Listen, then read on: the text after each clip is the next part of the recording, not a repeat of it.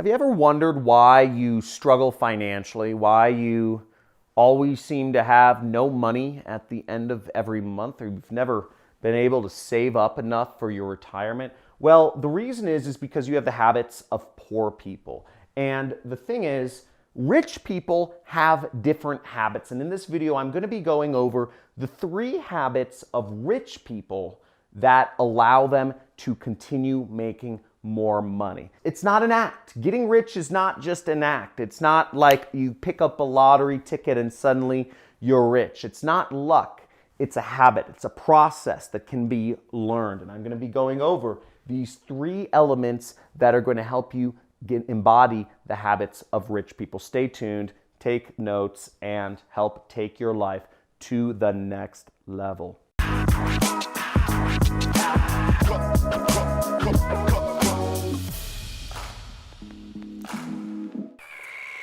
So I've made millions of dollars in my internet business. I have enough money to retire. And the thing you need to know is that rich people and poor people have very different habits. And, we do the same things every day. We just kind of go by the same cycle all the time. And in order to change, your bank account from being less than a desirable to the point where you get excited to look at every time your bank has more money in it, you've got to change up your essential habits. And these 3 things are the essential habits of rich people that I'm going to try to distill for you. I don't know everything.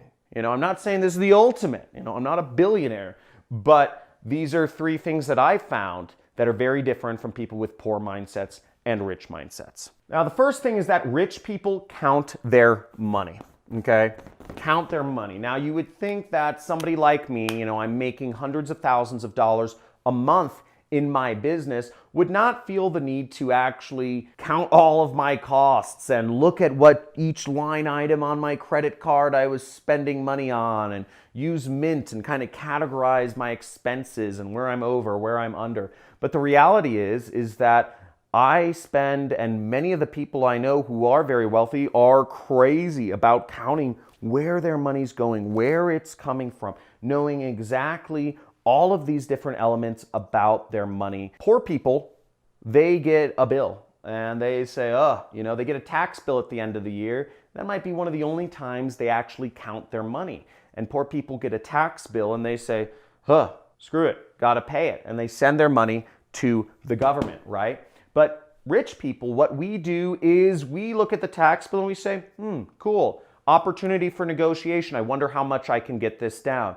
And I'm in the highest tax bracket income-wise, and I probably paid closer to the lowest tax bracket because I negotiated. I found the deductions. I hired somebody who was knowledgeable in this space for a fraction of the money that it cost to save me the hundreds of thousands of dollars I did. So we count our money. We figure out where it's coming from, what we can do to maximize things, what we can do to save things. We don't just go out and say, oh, cool, I have $1,000 left in my bank account at the end of the month. Now, the second thing about rich people is that rich people pay themselves first. Pay yourself first. Okay, now paying yourself first does not mean, buying yourself that car, getting yourself a vacation to reward yourself, or it doesn't mean any of that stuff. What paying yourself first means is actually paying yourself a salary, putting that money into a 401k, saving that up, putting that in, expense everything you can through your business or through your company or whatever you do. Even as an employee, you can set up an LLC and expense everything through there, but you pay yourself first, okay? I'm saving up money every single month, even though I have very high earning power and I have very high confidence in my business doing well. I always make sure that at the end of the day, I am always making money before anybody else. It always happens. I'm saving up money for myself in my personal bank account, my 401k, etc. Pay yourself first and you'll do better. Now, the third part of this is know how to improve your income. Now, I just got to take off my jacket for this because this part makes me angry and people don't understand this. Knowing how to improve your income, you need to go to what I call the money equation, okay? What is your money equation? Do you even know what your money equation is? Everybody has a money equation attached to the back of their head, and you are only going to ever be as good as your money equation. Now let's look at this, right? So let's say you're working a job, you're getting paid $20 an hour, right? Your money equation is hours times $20, right? Very simple. The most your money equation can ever be is 168, which is the number of hours in a week, times $20. Therefore, the most money you can possibly ever make is around $12,000 a month, right? So now you have a number. You know the most you can possibly ever hope to earn is 20 times the number of hours a week, but that's not feasible to actually do, so you have to account for sleep and some of these other things. But either way, you have a very clear maximum to the amount of money you can make. This doesn't give a lot of opportunity for improvement.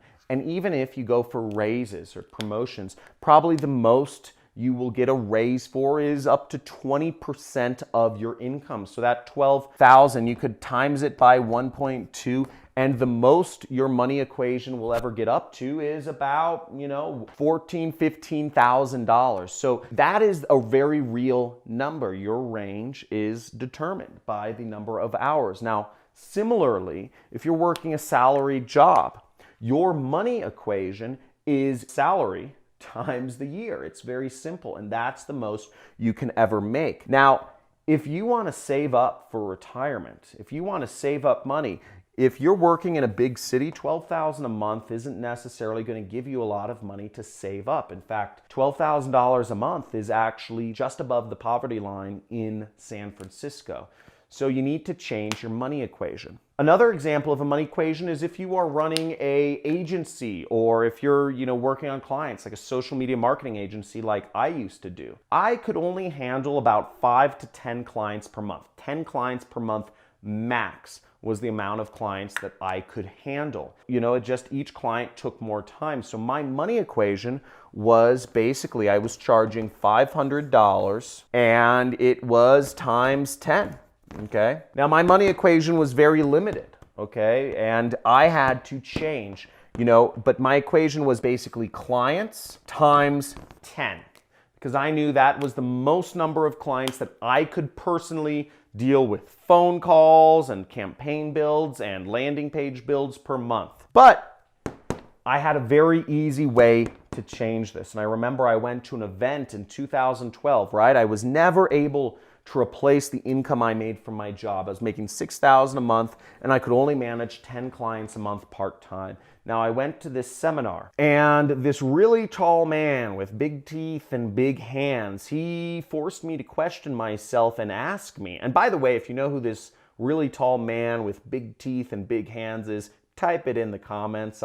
I'll give a big virtual hug to everybody who knows who I'm talking about. But this person asked me to question, what am I doing? And if I continue going the same route, will I ever get to my goal? And I realized my equation is wrong, and I've got to change my equation. Now, my equation was I charged each client $500 per month. But when I realized that I could change that. And I realized that I could change my own wealth equation, and I could start charging clients $10,000 a month, right? This is what I did. And I realized I could do that, and I could make as much as $100,000 a month, which is what I wanted to get to. I changed my wealth equation around, and I was able to get there. Within a few months, I got 3 clients that were paying me $10,000 a month. Now I had to talk to different people. I had to change up a little bit of what I was offering. I just had to find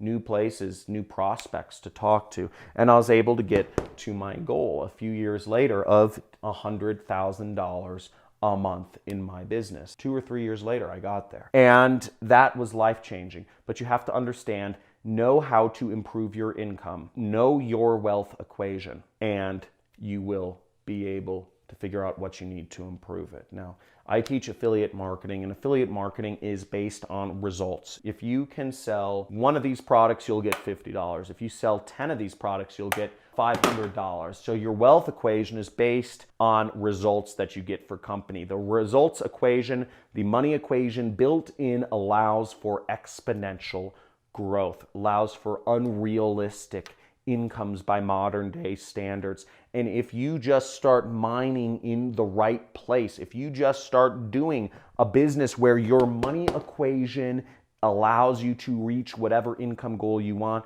you can get there. But the point is you need to change your money equation around first. Now, if you enjoyed this video and if you want to join the Money Club, you can click join right next to the subscribe button. That's the Money Club.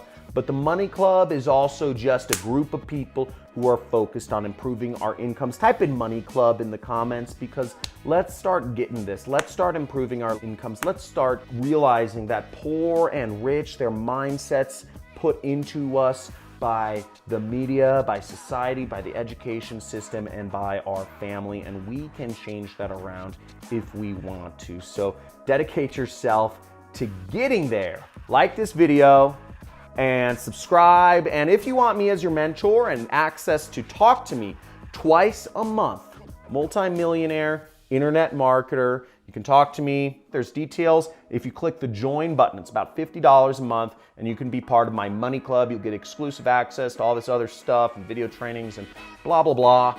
I over-deliver. Don't worry. I hope you see. Then join and subscribe and talk to you soon. But change around your money equation, change around your life. Talk to you soon.